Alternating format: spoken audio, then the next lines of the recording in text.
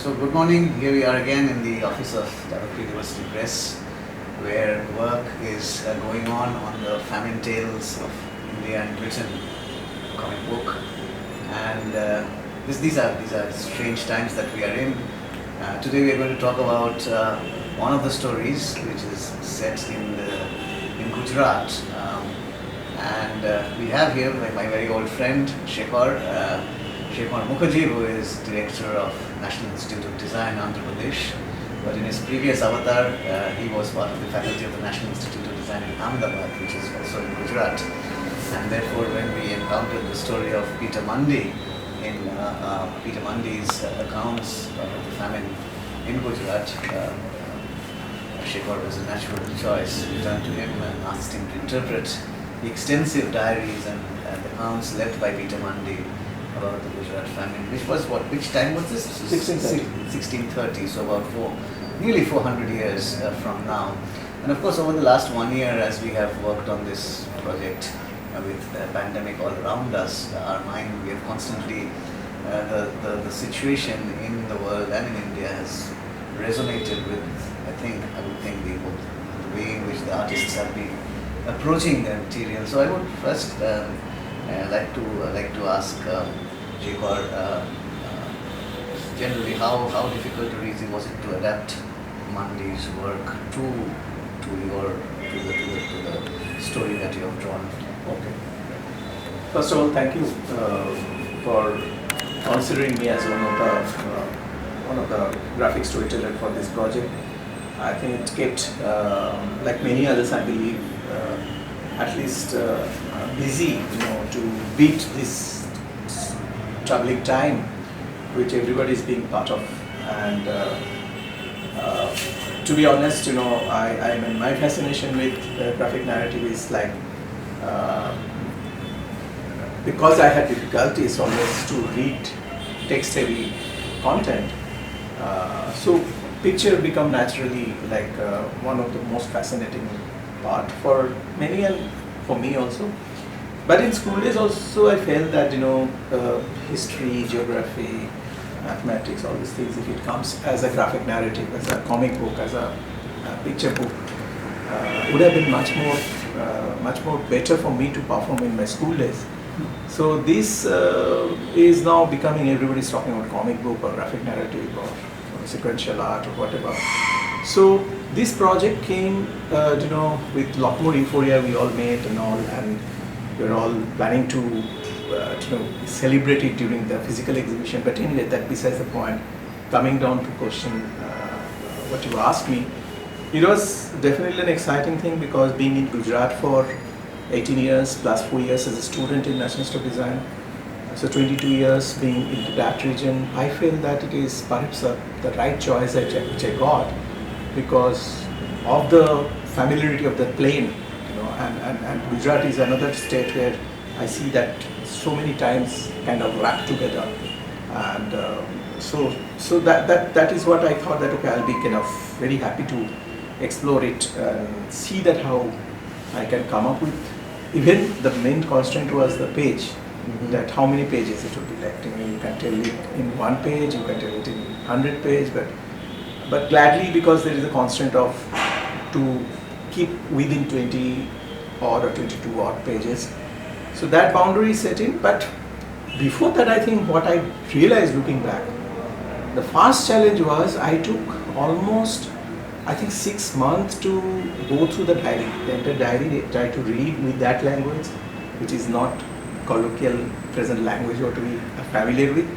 So that also gave me a little bit of delay in getting the point. So thanks to Aisha's paper, which is being a supporting document that helped to understand the bits and pieces of internet study, but finishing Mundy's diary was, I feel, for me is the biggest challenge, and it's quite an achievement. Because one advantage I got from the diary is Mundy's writing and drawing. That also helped me to as a starting point. So there were sketches by Mundy as well. Sketches by him. Like it's typical of those colonials or Europeans. They draw more than us perhaps, document, like, so this itself is like a... It is quite interesting that, Yeah. we often forget about this sort of biplex nature of the of recording, where you're recording the text but also images. Yes. There's no photography at that time, so that is your only way of recording the images. So since you're talking about the diaries, while you were reading this diary, and I can imagine you're looking at sort of early, even pre-Elizabethan English. I mean, I'm looking at 1630, which is obviously difficult even for those of us who teach English literature. So, but were there any parts of this narrative where you found that it was contemporary or relevant, where you could sort of there was some kind of resonance with contemporary world, or was it completely in the past? Do you think that issues, the concerns? Yeah, I mean, of course, the descriptions of certain time, and but one common thing I was relating because of the way I try to tell stories, of trying to kind of relate to the time, because eventually I am the narrator and I am telling the story, so I am adapting or interpreting from today's time. So, but what common link here was the great suffering of the common people, or the poorer people, like the great suffering, where emperor needs to have his army fed so they can conquer the Deccan, and they can grab much larger land. And on the other hand, we see that thousands and thousands of dead bodies and carcass and of animals, of people, and that is what struck me in my mind very starkly of present time. When last year I was working on it during the lockdown time along with my day-to-day job and all, you see that people are migrating miles and miles, working and collapsing, and God knows where some disappears. And so I feel how similar it is, nothing changed in that. So this is one common thing. And you have this parallel story running in yes, your work, and I use the river. I use the river of Mandi, where like river was always multiple metaphor, civilization, connecting point, faster mode of transportation, and so they came from the Gulf of Swali and coming to the Tapi River. And the Tapi River I traveled myself as student days and as much later days, or till the low cost airfares which can throw you out of the ground reality at times, but I can recall those pictures, the Tapi River, and that's why what I did, I thought let this be the river of time. So, but anyway, that comes maybe later conversation. So, but I divided that river as a time. Like one is Mandi's diary as it is, and the bottom line of the story is like, so it's like if you see the entire design, if I open the page and stitch it, top one is 1630, a mural, middle is the river, and bottom one is the mural of contemporary time. So the train journey and so on, what that is happening. Yeah. And in a sense, it was almost as if there is uncanny kind of reality is catching up with you constantly while you talk about in the story about armies being well fed and the attempt to conquer Deccan and with bodies. When there's a frightening resonance with what is happening exactly now, with election rallies going on, with this sort of desperation to conquer other states, while there are funeral pyres burning all over Western India. I mean, it's almost a kind of depressing kind of a comparison, depressing resonance, depressing parallel between what happened 400 years ago and what is happening now. Anyway, but that is again something which might be talk about later. I just want to still come back to Mandi's diaries. I mean, which parts did you find most difficult or most challenging to work with? I mean, this is again, as I said, it's a difficult document. And so, what were the challenges you faced while? Challenges was, I was telling Ayesha, after reading the diary, I was so excited, and of course, doing parallel study of famine and all, and also discussing with a couple of other artists like Shorjit and Dev Kumar, just to know what is their stories about and all. But what for me, I was finding the most challenging thing is, first I thought that I will do the entire trail, how Mandi, because of the wrong information, went to Patna and then realized it's the wrong information, and he thought that they will find the resource of river to find the further transportation, and they couldn't discover, they couldn't come close to the river Ganga, or and then they went back. Then they went to, I think, they came back to Ahmedabad. Like, so there is a circular route, through Ajmer and all. There is a description. So I felt that it can be a nice journey of the India and all. But then I thought that, okay, let there be episodic narrative. So deciding on in 20 page what will be the crux of things which I am trying to convey was always a challenge. So ideation, and it is always like that. The ideation takes time, especially this kind of work which is not a typical comic book, which is not a, Exactly. there is no divine intervention in this kind of project. So you just can't add suddenly a flying machine comes or something like that. Because so, and also being in education, that comes also the mind of a teacher or an educator, that you probe into it further. So that's why I feel that it is something become a textbook for me, and also maybe for my students. So you're actually, you just short while ago you mentioned like 3 different narrative strands. So you have this one source material, which is Mandi's story, Right. and then maybe some facts and figures. Yes. And out of that you have that one mural-like sort of description of what Mandi's travels. But then the river is a kind of what, a commentary on your part, or is it also part River of is the time. I mean, I use purely our own age-old things, that what that river we call the Boitorini. Okay. So The river of hell or infernal river. or the river of time, river of civilization, river itself. And the bottom side is the present time, like what is happening now. And there I created a fiction with whatever things are happening. But both are diary. One is my diary. I'm just kind of adding random thing. I connecting. My sutradhar was Peter Mundi on top, So and here I created a Peter Mandal. Something like just. Yes, of course. You have a very similar name, Yeah. Peter Mondor. Yeah, Who is a courier boy. Courier boy, and he has to. The essential delivery boy and all these things. So, who is also try to study. So, somewhere I think I put myself into this. Like this kind of a cameo, role of a cameo, and like So the figure of Peter Mondal is interesting because he's part of a world, part of a profession which has been called into being by the 21st century economy and by 21st century patterns of consumption and so on and forth. And this, the migration then and migration now.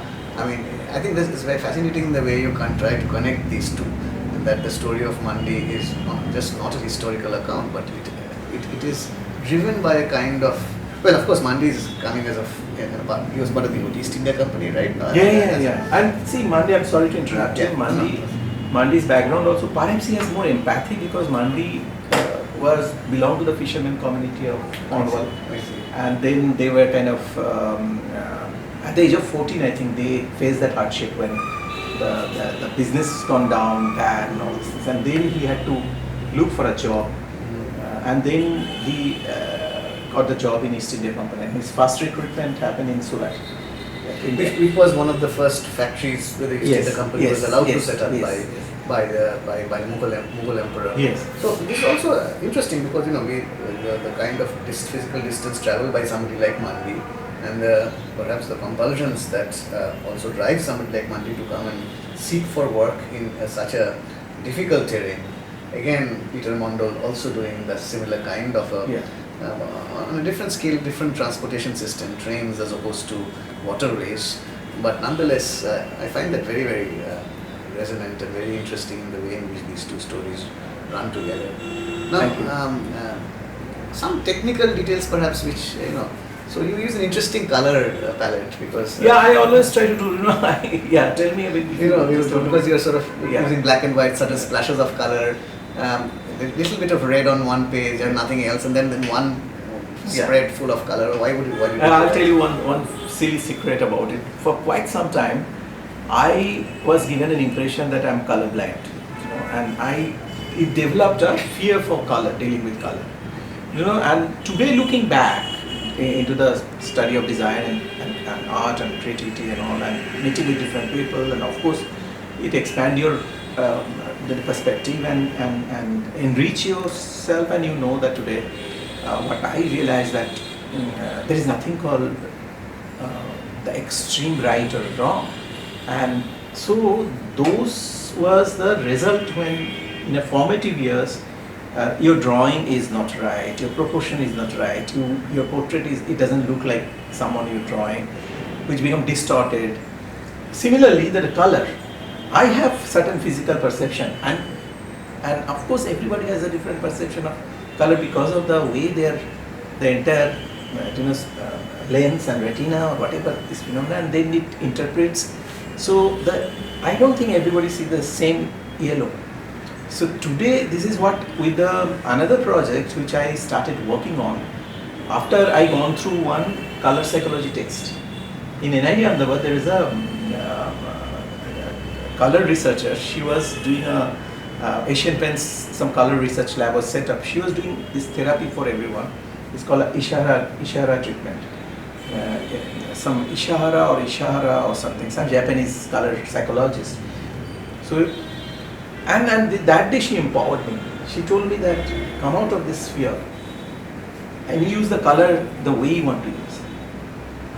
Okay, so that's very interesting. So you, so these choices are now the choices of color that you have made are post this. Absolutely, it's as simple as that. Then I started working on that Indo-Swiss graphic narrative project, Pollution project. That there first time I used the color, selective color.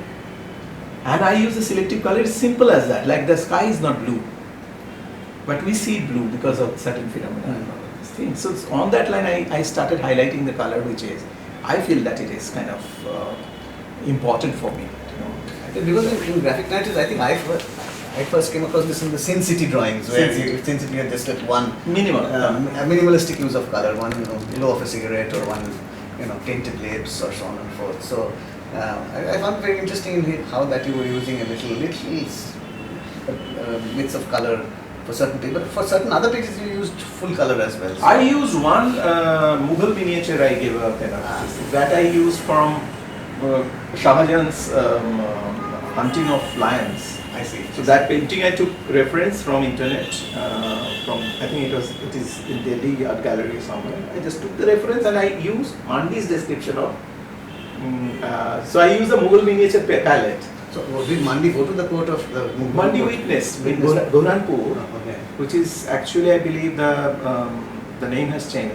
That Mughal Sarai and then become one. So I don't want to get into that, but the Burhanpur is a place where Shah Jahan used to relax, and there's a kind of castle, and he used to come with his entire team, and before going for the battle he was having grand gala time, and Mandi was also assisted by I think Mirza or someone who's a local guide, also told that he liked to witness this grandness or grandeur of Mughal Empire. And there is a description and drawing by Mandi himself that even Darasuka and all these people are traveling, and some elephant, horses and camel and commanders and generals, and they're all. So I use that Mandi's drawing, but I use it in the style of Mughal miniature, which was of course at that time at its height. Yes. The studio of Shah Jahan, and recently I think in New York Times there has been a sort of interactive publication of a portrait of Shah Jahan, which was done in his court. It's extraordinarily detailed, rich, and showing Shah Jahan in profile as sort of very self-conscious emperor of everything that he surveys, and the protocols that go into it. And on the other hand, so you're also looking at the world, the ravaged world of the famine, but also power at the heart of it. Power and also those little sarcastic thing also. That so how do you balance all these opposing viewpoints in a sense? I mean, you have a canvas which is full of accounts. Well, there is one who is looking at it through one person's eyes, who is an outsider in that sense. But there is also this, very very complex world. I mean, so again, how did you decide on the strategies for this world? How did you decide how you would paint this? I mean, you just said you use a Mughal miniature. So did you use any other forms of self-conscious forms of a particular artistic genres or did you just use your own style? No, I used that Mughal miniature only on that page, and rest is I used the drawing which I developed for this. But let me tell you here, I think I always follow here little bit of learning of NID where design process. So I plan it properly. Like I give more time on the pre-production. So also write down few lines, log lines kind of thing, and then do the thumbnails of the pages. So you were doing the thumbnails first. Yes, and yes, then, yes. So all these documents also I share. Okay, the process. The process. And then when you are doing the final artwork, sometimes you improvise. You kind of take certain decisions, which is at that moment of time you feel that okay, maybe you draw it left, maybe you just make it little central or so those is like this is also performance, kind of performance, So there is end of the day I don't go by very rigid grammar or formula when I go for the final stage. So this is what I think. Once the layout is done, I think it's just a mechanical process of finishing the artwork. So, what you use digital media, right, for the whole of this? Or No, the entire drawings are done with brush pen. Okay. Entire drawing is done with brush pen and also some thinner pen, and then the color. I think I use partial tactile color and partial digital color. If you could tell us a bit more about this process, because this is something which many of us don't know about. How do you sort of, what are the reasons for these choices? So, using a certain kind of, let's say, color or brush or medium, for instance. And so just a sort of layperson's guide, if you can. No, I think I first try to, I feel that, maybe it is my fascination with, the graphic novel comics. Mostly, if you look at it, it is mostly celebrated through monochrome or black and white stuff. Not many we see colorful comics. Most publishers cannot afford. Cannot afford. And also this is a parallel alternative mode of doing things. So black and white is always a fascination for me, and I love using brushes and a little bit of needle here and there. Sometimes I improvise tools, like maybe using cotton to just put a little bit of smudging it sometimes custom made needs and all these things, sometimes. So it just kind of, as I told you, it's like a performance. But what I go by till I do the thumbnail. So my entire thumbnail of all the pages I put it in front of me. So I have that boundary. And then I see that every day how many artwork I can make. So the entire artwork is done. I think everything is done on piece of paper. I think so. And then you make it digital. And then scan in high resolution, 600 dpi. So it gives you a best quality of the ink, and then I reduce it a little bit. So it gives crispiness of the line. And what about the lettering? How are you doing it? Lettering, I go for copyright free. Since I wish to write, but the paucity of time and other work, it's not easy to do that. So that's why today, I think thanks to Google and all, you get a lot of these things. And I took help of advantage of being in design community, take help of the typography experts or graphic design experts also. Give little bit of tips and all sometimes. Students also come and help. So that way, but I try to put a typo which is close to my handwriting. Which is, of course, Monday is also sort of yes, and links it to that history. Yes. No, I don't want to hype about it, but for me, what happened, I have a history of, again, I'll tell you, another history like color blindness or whatever. To that, I have left-hander and right-hander confusion. I was a left-hander and converted as a right-hander. So left hand I write very straight and all, and these I write little more cursive and all. So this is something interesting, but like it's a lot of I think this left hand, right hand. In a place like India, there's a lot of pressure, I think, on children at the early age. I think it's left-hander. And they're sort of forced sometimes to change to their right hand. Yes. Because of certain bit of misconception areas. So, but then it sort of becomes a source of strength that you can use both hands. Yes, sometimes yes, of course, and But anyway, nevertheless, I think these project gave me tremendous satisfaction in terms of I see this is like a self PhD in graphic narrative I did. Did this did this generate any conversations with you and your students or your Yeah, of course. I mean, I share this couple of novel students, also some international exchange students, those who and some friends, those who are teaching in other schools. I just share with little bits and pieces of it. So there are feedback and responses came, and all agreed that this is not an entertainment material. It is rather they will be seeing it as a textbook, that kind of thing. So yeah, I think we have 5 other graphic artists and the pot artists who have been working on it. Yes. So what sense do you have of the entire work? Because this is this is very interesting because there is you have a number of artists using a very modern or seemingly modern Yes. art form, which is the graphic novel. Then you have the graphic short story, and then you have a number of people who are working in a very traditional mode of storytelling, graphic storytelling, which is the Patachitra. All of these coming together. So, what do you feel about this collaborative nature of this enterprise? That the fact that so many different sensibilities and different styles are being brought to bear upon again something as complex as famines. And yes. So, so did you also talk to the other artists while you were working, such as the ones who were working in the other stories, for instance? Did you get a sense of what they were doing? Yeah. Like for example, Shorvajit, I definitely got a chance also to go through. I think it's another fascinating. No wonder, like the way he kind of bring the whole Fulara story. It's amazing. And then Dev Kumar, some of the artworks, even I think also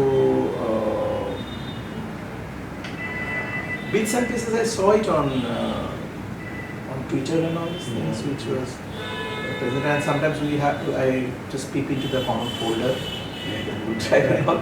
But I tell you, and also the scroll, the Patachitra documentation and all these things.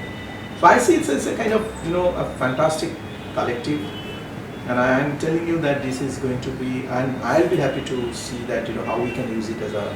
Yeah, because the way we are planning this book is that we are taking one narrative and then placing the Patachitra first, there's a little bit about that, then there's the Patachitra, then there's the graphic story. So in a sense, a reader gets this kind of first a little bit of background, but not too much. Right. Because this is, and it's one of the interesting things we have to keep in mind when planning this book. Who are we? Who is this for? Is it only an academic book? Is it for of general interest?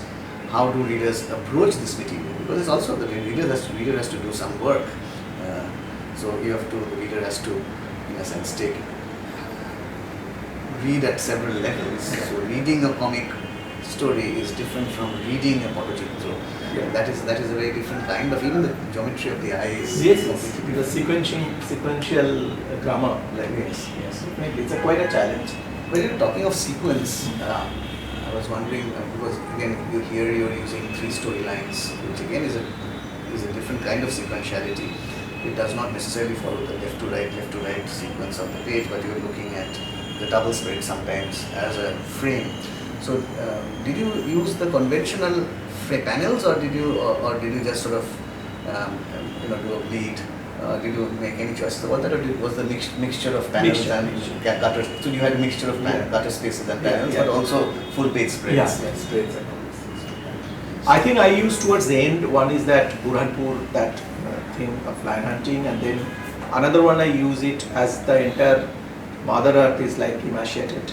Say one landscape, which is eventually is a kind of old lady who is kind of from completely disappearing in the landscape, and skeletal figure. And on one hand, there's like ant-like the caravans are coming empty and going back with the grains. And then on the hilltop, I made 2 mandis meet, and they're having conversations. So this is what I'm just playing with, my take of things. And last page I use another colorful page, but again irony of this celebration of Christmas. So they're having this dinner and Yeah. sitting down and so, I think the obvious question also is, and we just touched upon it at the beginning, but the context in which all of us have been working in the last 1 year is this sort of raging pandemic all around us. Yes. How did that affect your work?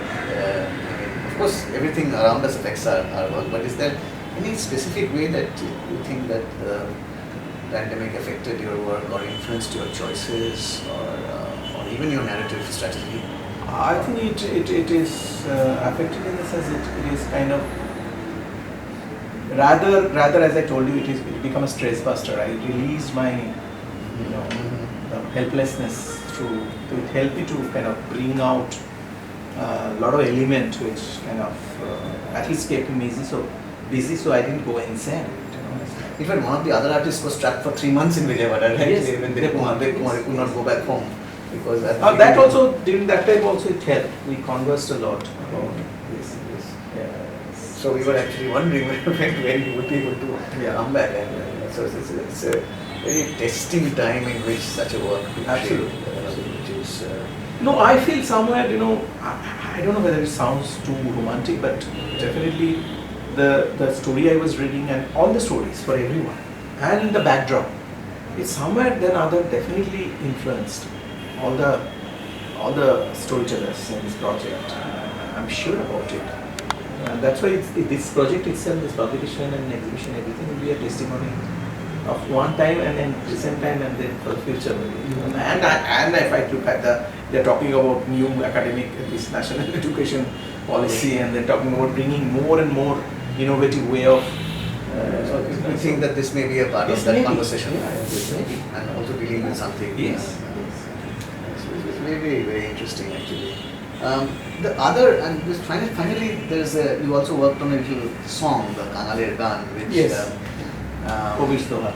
so that is drawn in a very different style, right? I mean, we have some samples there.